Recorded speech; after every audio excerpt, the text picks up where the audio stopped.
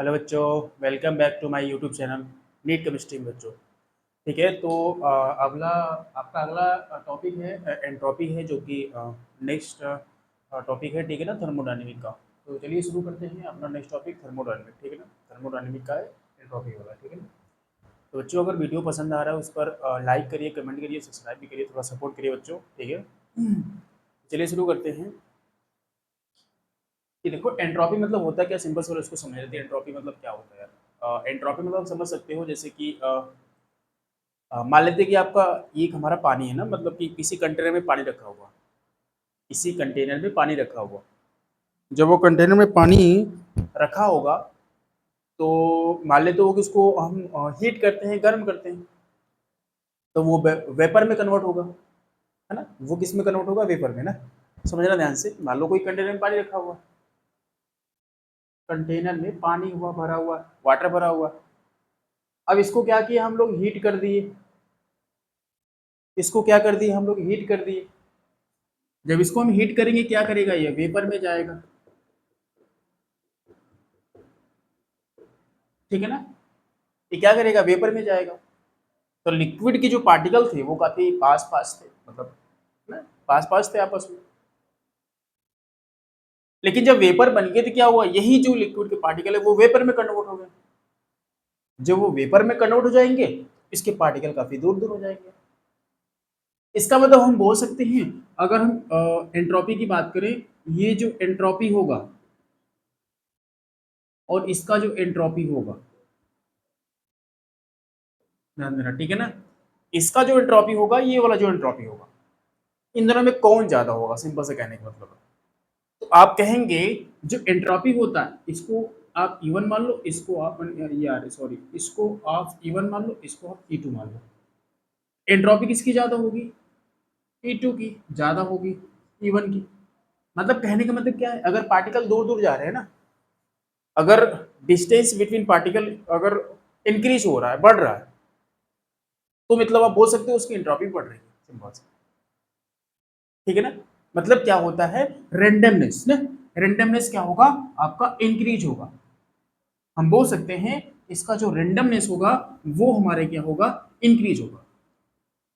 ठीक है ना, यानी इसका जब डिफरेंशियल लिखोगे, जब कोई पार्टिकल मतलब फैलाव पड़ने आ जैसे हिंदी में बोलेंगे हम लोग फैलाव। अगर ज्यादा फैलाव हो रहा है, इसका मतलब उसका जो एंट्रोपी है वो ज्यादा हो रही है। ठीक है, अगर फैलाव कम हो रहा है, एंट्रोपी कम होगी। अगर फैलाव ज्यादा हो रहा है तो एंट्रोपी ज्यादा होगी। ठीक है ना, कि मान लो एक क्लास में कोई बच्चे, एक और एग्जांपल लेते हैं। क्लास में बच्चे बैठे हुए हैं, शांति से पढ़ रहे हैं ना, लेकिन जब छुट्टी होती है बच्चे वही दूर दूर चले जाते हैं। जब बच्चे क्लास में बैठे थे उनकी एंट्रोपी कम थी यार, लेकिन जब बच्चे बाहर निकल के छुट्टी हो गई, चले गए, काफी दूर दूर हो गए, मतलब उसकी एंट्रोपी बढ़ गई, सिंपल सा। यानी बिखराव पर रेंडमनेस ज्यादा होगा ना यार। क्लास में जब बैठे थे रेंडमनेस कम था हमारा, लेकिन जब बाहर चले गए तो उसका जो रेंडमनेस है वो ज्यादा हो गया। It means we can say कि जो मतलब कि दूर दूर चले गए, डिस्टेंस बिटवीन ऑब्जेक्ट अगर इंक्रीज हो गया, इसका मतलब हम बोल सकते हैं उसकी एंट्रोपी बढ़ गई। ठीक है ना? यानी कि अगर हम इसकी डेफिनेशन की बात करें, तो द डिग्री ऑफ,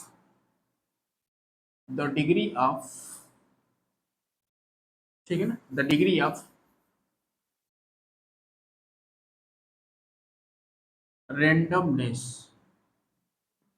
या तो या तो या तो डिसऑर्डर ऑफ द सिस्टम। ठीक है ना, डिसऑर्डर ऑफ द सिस्टम, यानी कि रेंडमनेस बढ़ेगा, या तो डिसऑर्डर हो जाएगा, पहले अरेंज रहेंगे, ऑर्डर वे में अरेंज रहेंगे, फिर क्या होगा, कुछ उसके बीच में होगा तो वो डिसऑर्डर हो जाएगा। मतलब अपना जो है मतलब इंक्रीज हो जाएगा, उनके बीच में जो डिस्टेंस है वो बढ़ जाएगा। तो सिंपल से हम बोल देंगे वो हमारा क्या हो रहा है, वहाँ पर एंट्रोपी इंक्रीज हो जा रही है। ठीक है ना, अगली बात करते हैं कि एंट्रोपी तो हो गया, अगर फैलाव ज्यादा होगा, मतलब सिंपल से बोल सकते हैं यार, अपने दिमाग में लगा रहा है, देखो रेंडमनेस बढ़ जाएगा, सिंपल से रेंडमनेस बढ़ जाएगा, जिसका मतलब हम बोल देंगे वहां पर एंट्रोपी उसकी ज्यादा है। ठीक है, आगे देखेंगे ये क्या होता है। इट इज स्टेट फंक्शन, ठीक है, ये आपका स्टेट फंक्शन होता है, पाथ पे डिपेंड नहीं करता है, ठीक है, ठीक, इट इज एक्सटेंसिव प्रॉपर्टी, ठीक है बेटा, ये क्या होता है, एक्सटेंसिव प्रॉपर्टी होती है बच्चों, ठीक है, ये क्या होता है, एक्सटेंसिव प्रॉपर्टी होती है, जो कि सिस्टम के मास पर डिपेंड नहीं करता ना, सिस्टम के मास पर डिपेंड नहीं करता, दिस इज एक्सटेंसिव प्रॉपर्टी। चलिए ये वाला हो गया, ठीक है। तो the degree of randomness A disorder of the system, ठीक है, जब रेंडमनेस बढ़ जाएगा इसको एंट्रोपी बढ़ जाएगी। और एक और बात है, इसको रिप्रेजेंट करते हैं, represented by, represented by S, ठीक है ना, अगर चेंज की बात करें इसको हम डेल्टा एस से दिखाएंगे, ठीक है ना, और डेल्टा एस का जो फॉर्मूला होता है वो हमारा है क्यू अपन टी, इस मान के लिए क्यू अपन टी हो जाएगा, ठीक है ना, डेल्टा से बराबर होता है डेल क्यू अपन डेल टी होता है, ठीक है ना, या तो इसको आप ऐसे भी लिख सकते हो, डी एस बराबर डी क्यू अपन टी, ठीक है ना, ये आपको पता है जो टाइम इंटरवल है वो ज़्यादा होता है, डेल्टा मतलब लगा होता है, इसका मतलब टाइम इंटरवल ज़्यादा होता है, यहाँ पर डी लगा हुआ है, इसका मतलब क्या हुआ है कि यहाँ पर टाइम इंटरवल हमारा कम है, ठीक है ना। अगर हम डी क्यू की बात करें, डी क्यू की बात करें तो यहाँ पर हम डी क्यू बराबर लिख सकते हैं, है ना, डी क्यू बराबर लिख सकते हैं, डी क्यू बराबर लिख सकते हैं डी एस इंटू टी, ठीक है ना, डी एस इंटू टी भी आप इसको लिख सकते हो, कोई दिक्कत नहीं, ठीक है ना, डी एस इंटू टी आप आराम से लिख सकते हो, कोई दिक्कत नहीं, ठीक है। आई होप आपको समझ में आया होगा, ठीक है ना, ठीक है। चलिए आगे देखते हैं, इसमें कुछ और पॉइंट है उसको समझते हैं, ठीक है। आई होप आपको समझ में आ रहा होगा, अगर समझ में आ रहा है तो वीडियो को लाइक करिए और अपने दोस्तों के साथ शेयर करिए, ठीक है।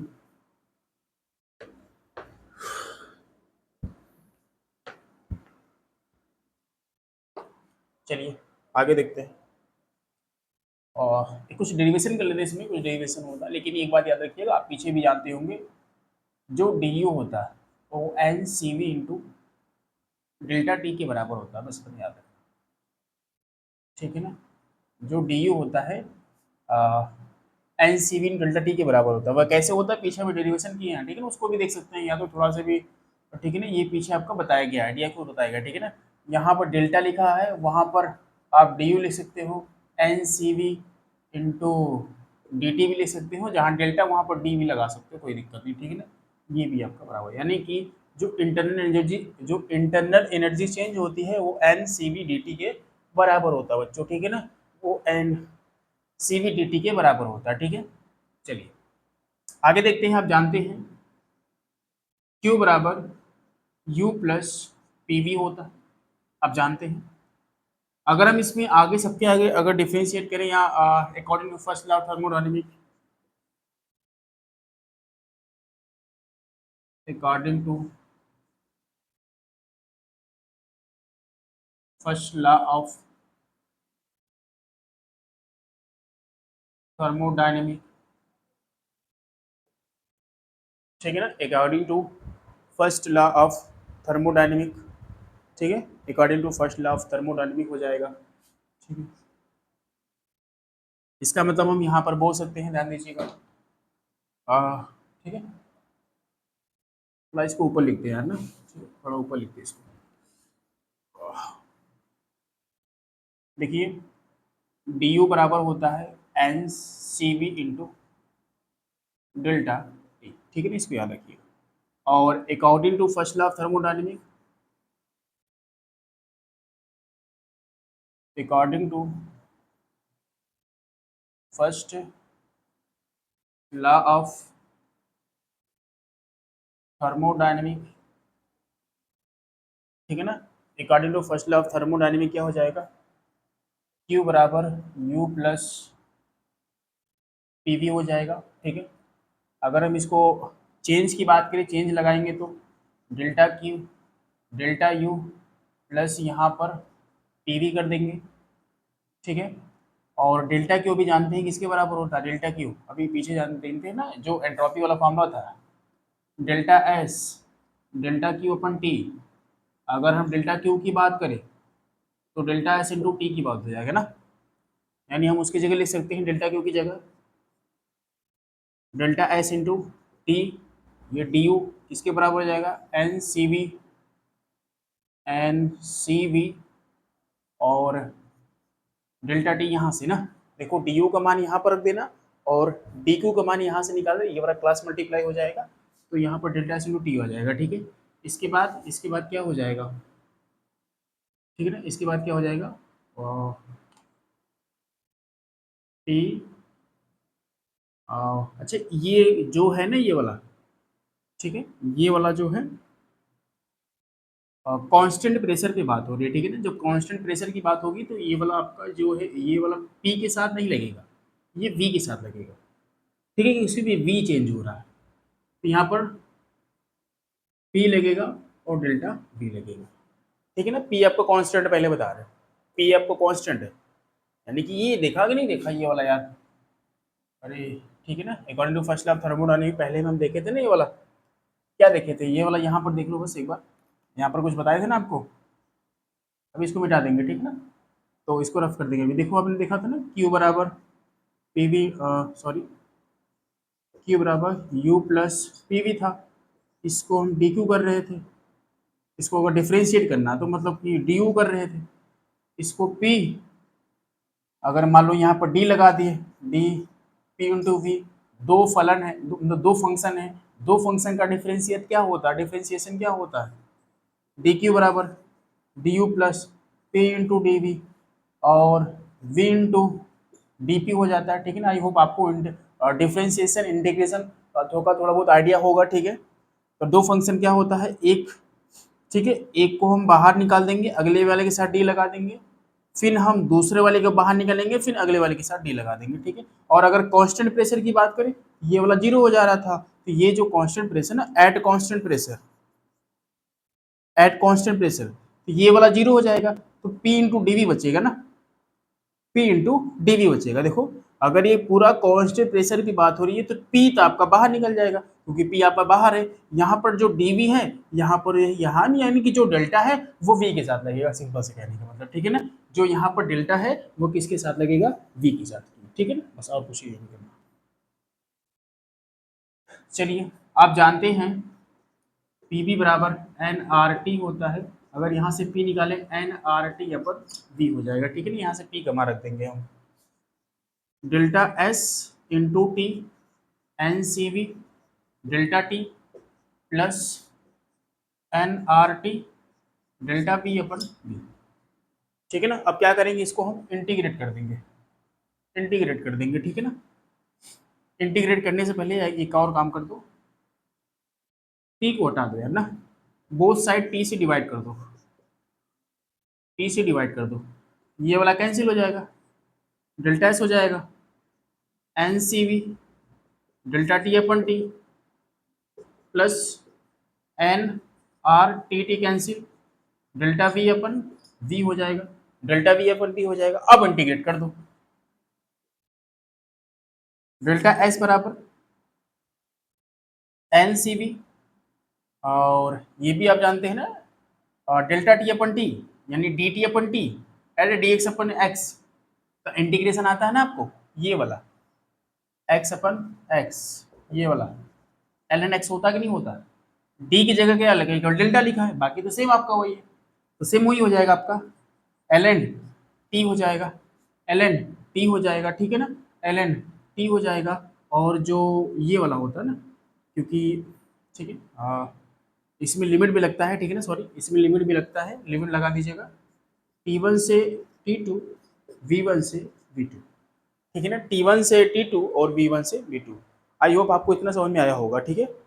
तो आगे इतना लिख लो, फिर आगे हम इसको रफ कर रहे हैं, ठीक है। तो यहाँ पर हो जाएगा डेल्टा एस बराबर एन सी वी और L N T2 upon T1 plus N R, N R हो जाएगा, एन आर बाहर निकल जाएगा और L N V two upon V one, ठीक है, L N V two upon V one, L N V two upon V one हो जाएगा। यहाँ से अगर डेल्टा एस की बात करें, यहाँ पर N C V L N delta T, ठीक है। या तो इसको ऐसे ऐसे भी कर सकते हो, ठीक है ना। ये वाला जो है, अरे लॉग के अंदर T two upon T one ना, ये वाला क्या हो जाएगा, डेल्टा एस से बराबर N C V L N T two upon T one plus N R L N V two upon V one, ठीक है ना, V two upon V one, delta S N C V T two upon T one L N R, अरे N R V two upon V one. I hope इतना आपको समझ में आया होगा, ठीक है ना। यानी कि हमको फॉर्मूला क्या मिला है, यही वाला फॉर्मूला हमको मिला है। इसको हम ऊपर लिखेंगे, क्या मिला है आपको, डेल्टा एस बराबर N C V L N T two upon T one plus N R L N V two upon V one, ठीक है, यही आपको मिला है, ठीक है, यही आपको मिला है। आई होप आपको समझ में आ रहा होगा, ठीक है। आगे देखते हैं, आगे देखते हैं डेल्टा एस एन सी, ठीक है। जो एल एन होता है ना, ये बता है कि एल एन को अगर लॉग में चेंज करना है तो क्या करता है, 2.303 से क्या करते हैं, मल्टीप्लाई करते हैं, 2.303 से क्या करते हैं, मल्टीप्लाई करते हैं, एल एन से लॉग में जाना है। आई होप आपको पता होगा, ठीक है ना। इसको क्या करेंगे, लॉग में चेंज करेंगे, डेल्टा एस बराबर एन सी वी 2.303, अब देखो ये लॉग में चेंज हो गया, ठीक है ना, ये T two upon T one हो गया plus N R 2.303 log V two upon V one हो गया, ठीक है। तो यहाँ से हम डेल्टा एस निकाल लेंगे, अरे देखो सब में काम आना ना, नहीं तो इस काम करो, 2.303 एन सी वी हो जाएगा log T two upon T one plus 2.303 N R log V two upon V one हो जाएगा, ठीक है ना। बस वही करते जा रहे हैं, कुछ नहीं करना इसमें, ठीक है। तो आगे देखिए, आगे देखते हैं, और ठीक है, अब ये भी जानते हैं पी वन वी वन बराबर पी टू वी टू, कैसे हुआ, वो ऐसे हो सकता है, ठीक है ना, पी वी बराबर एन आर टी हो जाएगा, एन देखो पी वी बराबर एन आर टी हो जाएगा। अगर वन की बात करें, यहाँ पर वन वन, ये सब कांस्टेंट, मान लो मोल भी कांस्टेंट हमारा, ये तो आपका बराबर होगा पी टू वी टू बराबर एन आर टी हो जाएगा। देखो लेफ्ट हैंड साइड बराबर है तो राइट हैंड साइड भी हमारा क्या होगा, बराबर होगा, यानी कि P one upon P two upon, तो यहाँ पर अगर हम P one upon P two करें तो क्या हो जाएगा, V two upon V one हो जाएगा, V two upon V one हो जाएगा, यानी V two upon V one जहाँ लिखा है वहाँ पर P one upon P two हम लिख सकते हैं, ठीक है ना। यानी कि जहाँ V one upon P two है वहाँ पर हम P one upon P two लिख सकते हैं, ठीक है ना। यानी कि डेल्टा एस बराबर 2.303 एन सी वी, एक काम करो यार ना, ये आपको पता होना चाहिए कि ये अगर ये क्या करेंगे, एल एन से लॉग में जाएंगे ना तो 2.303 से क्या कर देंगे, मल्टीप्लाई कर देंगे, ठीक है ना, सिंपल सा। आगे देखते हैं, डेल्टा एस अब क्या करो, उसमें फिल कर दो यार, ज़्यादा ये लंबा हो जा रहा है ना, ये ज़्यादा अजीब लग रहा है, तो इसको क्या करेंगे, हम एल एन में ही रहने देंगे। अपने अकॉर्डिंग आप लोग चेंज कर देना जब सवाल में देगा, ठीक है ना, क्वेश्चन में जब देगा चेंज कर लेना आप लोग, N C V L N T two upon T one plus N R L N P one upon P two, ये आपका सेकेंड फार्मूला है बेटा, ठीक है ना, ये आपका सेकेंड फार्मूला याद रखना, ठीक है ना, ये आपका सेकेंड फार्मूला है, आप लोग इसको याद रखिएगा। आई होप आपको समझ में आया होगा, ठीक है ना, आई होप आपको समझ में आया होगा, ठीक है। चलिए ये तो डेरिवेशन हो गया, ये वाला फार्मूला याद रखिएगा, ठीक है ना, पूछता है आपको। चलिए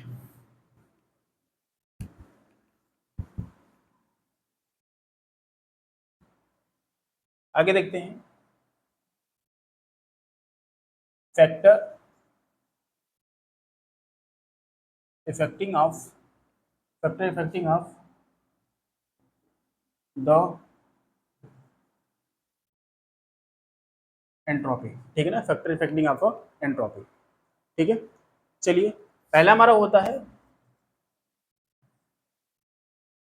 फिजिकल स्टेट। फिजिकल स्टेट में क्या होता है, एक गैस होता है, एक लिक्विड होता है और एक हमारा सॉलिड होता है। तो किसकी एंट्रोपी ज़्यादा होगी यार, जिसके बीच में, जो पार्टिकल के बीच में डिस्टेंस ज़्यादा होगा, तो ये वाला डिस्टेंस ज़्यादा होगा, इसकी एंट्रोपी ज़्यादा होगी, देन इसके बाद इसके बाद इसके बाद, ठीक है ना। सेकंड हमारा होता है टेम्परेचर, ठीक है, सिंपल से आपको पता है टेम्परेचर बढ़ाओगे एंट्रोपी बढ़ जाएगी, क्योंकि टेम्परेचर बढ़ाने पर जो पार्टिकल के बीच में जो डिस्टेंस होता है वो हमारा इंक्रीज हो जाता है, रेंडमनेस बढ़ जाता है टेम्परेचर बढ़ाने पर। जब टेम्परेचर बढ़ाओगे तो पार्टिकल के बीच में जो रेंडमनेस होगा, डिस्टेंस होगा, वो हमारा इंक्रीज हो जाएगा। इंक्रीज होगा इसका मतलब क्या बोल सकते हैं, जब इंक्रीज होता है तो हम बोल सकते हैं इसकी एंट्रोपी भी क्या हो जाएगी हमारी, इंक्रीज हो जाएगी, ठीक है ना। इसकी एंट्रोपी भी क्या हो जाएगी हमारी, इंक्रीज हो जाएगी, ठीक है ना। इसकी एंट्रोपी भी हमारी क्या हो जाएगी, इंक्रीज हो जाएगी, ठीक है ना बच्चों। फिर आगे देखते हैं, अगला प्रॉपर्टी देख लेते हैं, ठीक है, अगला प्रॉपर्टी देख लेते हैं, रिएक्शन की बात करते हैं। तीसरा हमारा है लास्ट, थर्ड और लास्ट हमारा है the chemical reaction, chemical reaction, ठीक है बच्चों। अगला देख लेते हैं हम लोग केमिकल रिएक्शन के बारे में देख लेते हैं, ठीक है। तो केमिकल रिएक्शन देखोगे तो बच्चों क्या हो सकता है इसमें, केमिकल रिएक्शन में देखो, मान लो कोई A+B इक्वल्स टू C+D हो रहा है ना। कभी कभी क्या होता है कि यहाँ पर मान लेते हैं 1 मोल यूज किए हैं, इसको 1 मोल यूज किए हैं, लेकिन हो सकता है यहाँ पर 2 मोल बन जाए, यहाँ पर 3 मोल बन जाए।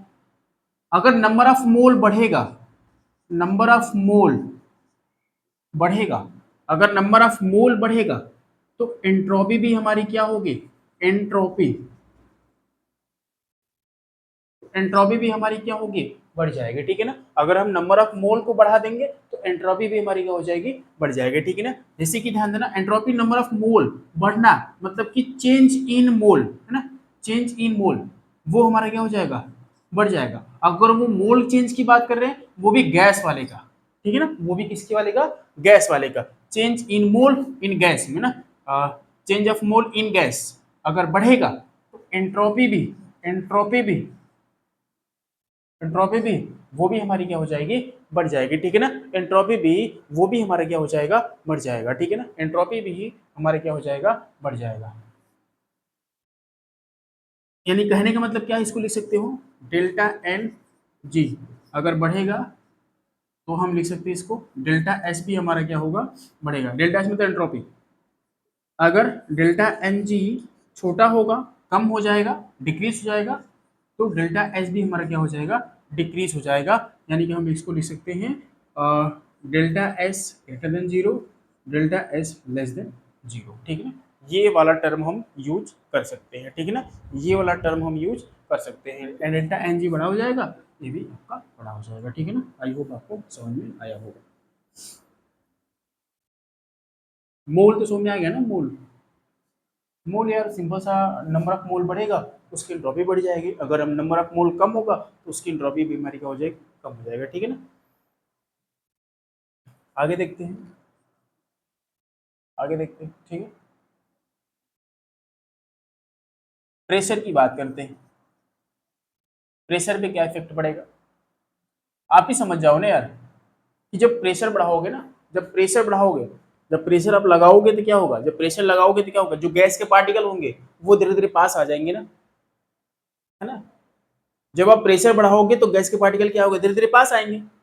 जब गैस के पार्टिकल धीरे धीरे पास आएंगे, इसका मतलब हो सकते हैं उसकी एंट्रोपी कम हो रही है। अरे एंट्रोपी कम हो रही है मतलब क्या हो रहा है यार, अगर गैस के पार्टिकल, अगर आप प्रेशर दोगे ना, मान लो गैस के पार्टिकल काफी दूर दूर है, यहाँ पर दूर दूर है, क्या होगा, जब उसको प्रेशर दोगे तो क्या होगा, धीरे धीरे पास आएंगे, उसके बीच में जो रेंडमनेस है वो हमारा कम होगा।